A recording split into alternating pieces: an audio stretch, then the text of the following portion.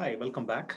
In this segment, I'm going to talk about perfect secrecy in a finite group. So, quickly recall what a group is. A group is nothing but a set of elements. There are some list of properties they must satisfy. The first one is closure, right? If you multiply, let's say the group operation is multiplication for a moment. If you multiply two elements, the answer must also be part of the set. That's the closure property. The second property is you need to have identity. Means there must exist an element I such that a times I is equal to a for all a in the group. Okay. Number one, for example, is an identity. If you are talking about a set of integers, right, multiplying by one doesn't change the answer. So that's basically an example of identity. Okay, so you would need an identity element, and you also need so-called inverse, meaning every element a in your group must be invertible. So let's assume we are again working with multiplicative group.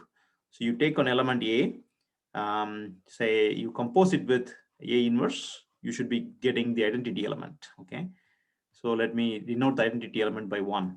Okay. um, the last property is, the order doesn't matter, of course, and the last property is associative property. So you should be able to do group operations like a composition or a whatever operator you have, multiplication for example, with b, uh, and then your group operator with c, right, must be equal to um, a compose, oh, one moment, must be equal to a group operator. The little circle is a group operator. Usually it's multiplication in my video segments. So this is basically associative property.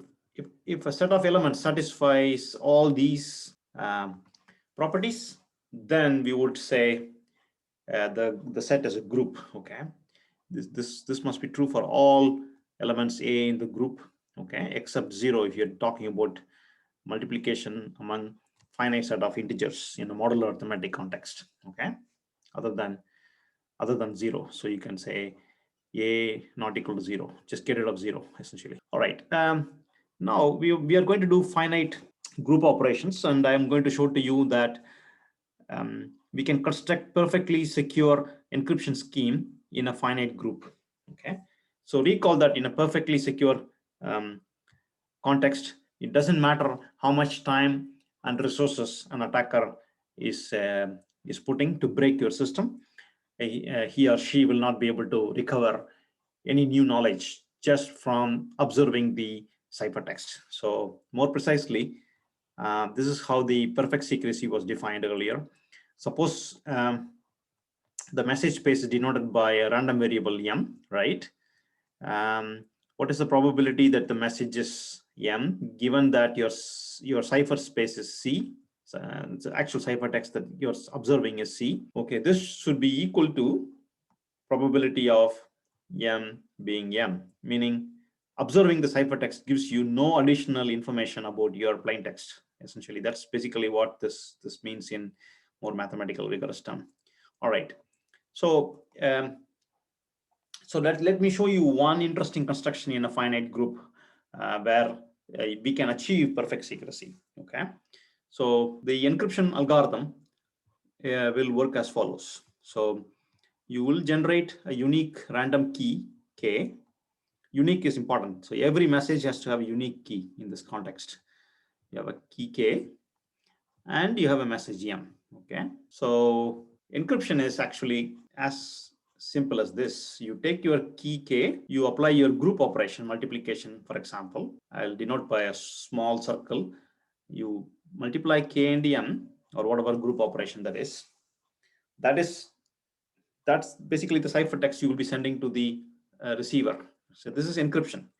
Let me call the ciphertext as C for a moment, right? How will the decryptor will work? The decryptor will take your ciphertext, and of course he or she has to use the same key case. Okay, and remember, C was produced by multiplying k and m. That means we need to get rid of k. That means we need to multiply it by k inverse, right? So K inverse, you need to invert the key, which exists in a group. Every element is invertible in a group, otherwise it's not a group. So you take K inverse and you multiply it with your ciphertext C. Because of associative property, the K inverse and the K will cancel out. That's the identity property that I talked about, right? K inverse multiply with K will give you I, which is nothing but 1. 1 times M will be M. So you got your M back.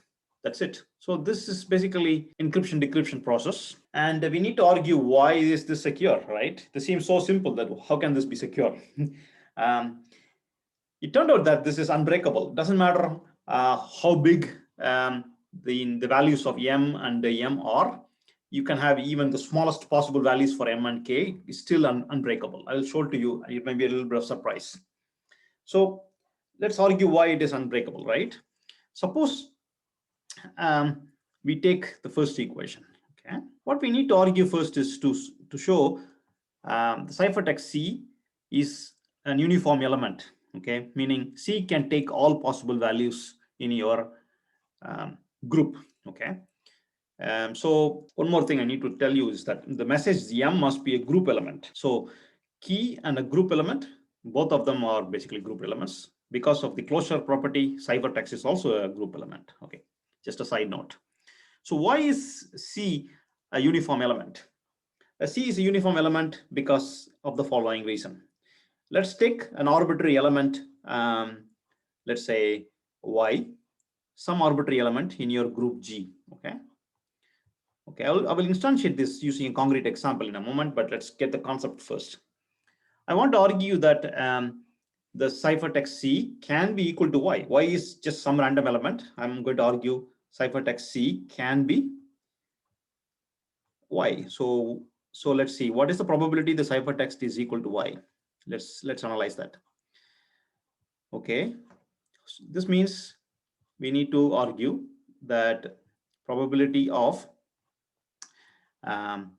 K times M. I'm assuming multiplication is a group element for a moment, but you can assume any other group operation as well. Okay, is equal to Y. Okay, which means probability of finding K to be Y times M inverse, right? Because I'm just multiplying both sides by M inverse. Now question is, what is the probability that K is equal to Y times M inverse? Here comes the uniform property of the key K. K has to be random. That means random means uniform in your group. So Y times M inverse is of course one particular group element because of the definition of group. So what is the probability that key K is equal to one particular group element? Is nothing but the number of elements in the group, okay, which is nothing but 1 by number of elements in the group is 1 by G, right? I put a line to denote the number of elements in the group. All right. So we just proved that the ciphertext C is also a random number because we showed that the probability the ciphertext C is equal to yet another random number Y is 1 over G. All right. So that's basically the main point, is to first convince you that the ciphertext is uniform. Okay. And now I will show to you that why this is unbreakable. Okay. The fact that you can conclude the ciphertext is uniform means that all possible ciphertexts are possible, right? And if you are using your key only once, okay, and now we can go back to the one-time paired idea that we discussed in the past. If you have your key space is equal to the ciphertext space is equal to the plaintext space, which is true in this construction, and we have also shown that every ciphertext is equally likely. That means this scheme must be perfectly secure. Okay, that's basically the reasoning behind the perfect secrecy. So now I'm going to instantiate this idea on a particular simple group. Okay, let me take Z star 15. Okay, what is Z star 15? Set of all elements that are relatively prime to 15. Okay, they form a group. We talked about that earlier, which is made of 1, 2, not 3, okay, 4, 5 won't be, 6 won't be, 7, 8, 9 won't be, 10, 11, 12, 10 will not be, of course. 12 won't be. 13, okay, and 14. So these are the only elements of our group that we are going to play with, okay? So I'm going to show to you an encryption and decryption in this group, okay? All right, let's get the demo going now. So what you're seeing is an extremely simple program, right? All I'm doing is encryption, which takes a key and a message, and the group modulus n. In our case, n is 15 in the demo example. All we are doing is k times m mod n, right? And we do the inverse of the key because we need to get rid of the key from the spot, and we multiply it with the ciphertext, right? And we get back the plain text message m. All right, that's basically the decryption process. All right, so this scheme, as simple as this, is perfectly secure. It doesn't matter how much effort the attacker puts in, he can't break it. Even though the numbers are so small, like I have n to be 15, which is basically made of 8 elements, right? 1, 2, 4, 7, 8, 11, 13, 14. It doesn't really matter. If you brute force, you will not see anything. Let me explain why. Let us consider this configuration, n being 15 group element, and I have randomly selected one group element. Let's assume the key turned out to be 7 for a moment, and let's encrypt message 2. Okay, so the key is 7. Of course, you will not print the key to the attacker. You will only send the ciphertext. The ciphertext is 14, right? Seeing the ciphertext 14, he can't conclude anything. The reason is as follows: he could have gotten 14 from multiple inputs. For example, you could have got 14 by taking the message to be 14 and the key to be 1, right?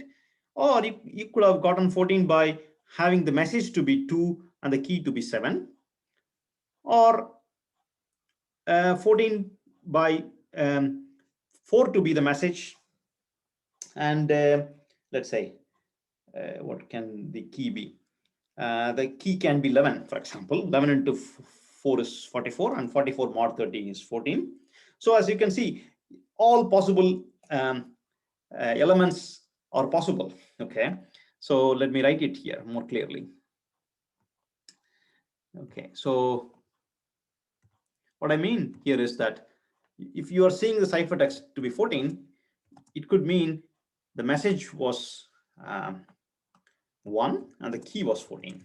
Okay, or it could be also that the message was 2 and the key was 7, or it could also mean message was 4 and the key was 11. We can generate all possible group elements just by seeing the ciphertext, so you can't conclude anything about your message space. That's basically what I'm trying to get across. Okay, so this is a nice example of a one-time pad idea in a finite group, and that's all I wanted to show to you. Thank you very much.